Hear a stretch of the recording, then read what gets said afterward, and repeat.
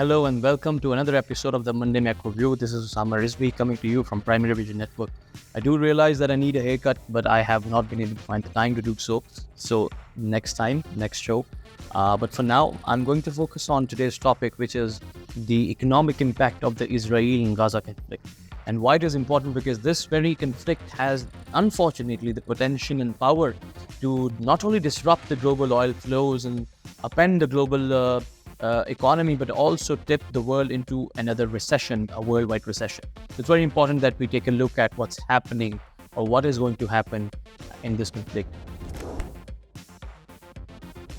Starting off, I would like to show you a very interesting data point from ICE and CFTC of the traders and the hedge fund managers and the money managers in terms of the oil. And it really shows how has oil markets reacted to this, what's happening around. So the bullishness that was steeped into the sentiment recently on the back of prolonged pledges by OPEC Plus of production cuts, that seems to be evaporating now as money managers, hedge fund managers sort of they sold 140 million barrels of of contracts and oils in the 6 most important petroleum futures and options over the days ending October 10th. Also, they reduced their overall positions to 300. They reduced their positions from 398 million barrels to 197 million barrels, almost reversing half of what they took. So what this shows is that the geopolitical risk premium is there. I'm looking forward for a prolonged, protracted sort of war of words, even if, and hopefully, that there isn't any proper conflict. But this would continue to happen. Moving forward, we're talking about the geopolitical conflict. We're talking about Gaza and Israel. And there was a very interesting article by Bloomberg that divided their scenarios into 3 parts: confined war, proxy war, direct war. And speaking of the broader, wider consequences, this has the ability to cause spikes in inflation levels, causing higher for longer interest rates, and affecting the U.S. presidential election, to affecting the ongoing thawing of relationship between Iran and U.S. So, according to the scenario 1, if this conflict remains confined, so with Iran has increased its production to about 700,000 barrels per day of output. If Iran involves itself in a rather indirect manner, that can result into the fallout of the ongoing progress that has been happening between Iran and US, and that can result into a increase of oil price into $3 to $4. Moving forward, the conflict in the Middle East can also stall global growth. How? If you look at the scenario 2, where we have a full-blown proxy war, that can result into a oil prices jump of 10%, which can cause a financial sell-off across the market to the tune of Arab Spring. This can cause an 8-point increase in what is called the fear gauge of Wall Street, the VIX index, the volatility index, and also drag down 0.3% of GDP growth on global level. In monetary terms, about 300 billion rupee from the total output. And inflation can jump back to 6% once again. That can cause all sorts of issues for the developing world and the developed countries as well, as debt levels in those countries are at their recent highs.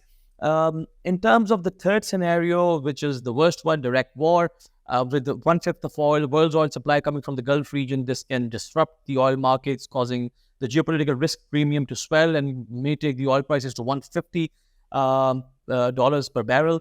Also can wipe out about $1 trillion from the global economy, essentially tipping it into a recession, full-blown recession. The spare capacity is there, around 3 million barrels, but we still do not believe that could be enough to ward off the bullish sentiment and the fear index if and when it happens. So, and in keeping this theme intact, you can also see another important event that is happening on the back burner, which has always been a tail risk. We have always spoken about it, which is the rising escalation in the trade war between US and China.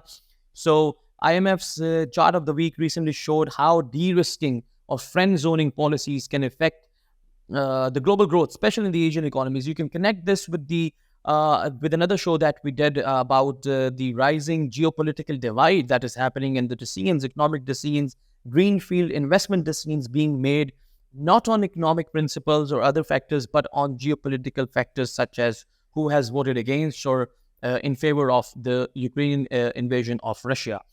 Rare earths elements, you can see this chart, beautiful chart by Visual Capitalist. China controls the majority of it. Why am I showing this chart? Because recently China has unveiled another plan to restrict exports of graphite. This comes on the heels of announcement by US that pose additional limits on the kinds of semiconductors that American companies can sell to Chinese firms. According to the US Geological Survey, graphite, the usage of it has grown about 250% since 2018. China is the world's leading producer in this year and accounts for about 65% of the global production. And we know that how this affects the semiconductors and then how it affects the car prices and all the modern economy essentially. And this remains another geopolitical or geoeconomic rather, or a geostrategic risk as a tail risk that the investors, that the decision makers, that the business people have to take into account before making a decision or a future investment. Market sentiment tracker. This one is really interesting. You can see I moved the US-China chip war escalation towards the left, as it can put quite a downward or adverse effect on the global economy, which is already limping in its recovery, according to IMF, which you can see it here on the recessionary or the bearish side. And the bearish and left side, the recessionary side, seems to be accumulating stuff as we move forward. If you look at the industrial production data from the EMs, from advanced economies, that remains below 50, hinting a contraction. Similarly, world trade remains below 50. We're going to talk about this in the next show as well. G7 debt levels have reached unsustainable levels. The US credit card debt we have spoken about in the previous show. You also have Germany's, you also have retail sale slowdown in Eurozone, which fell 21% year-on-year basis.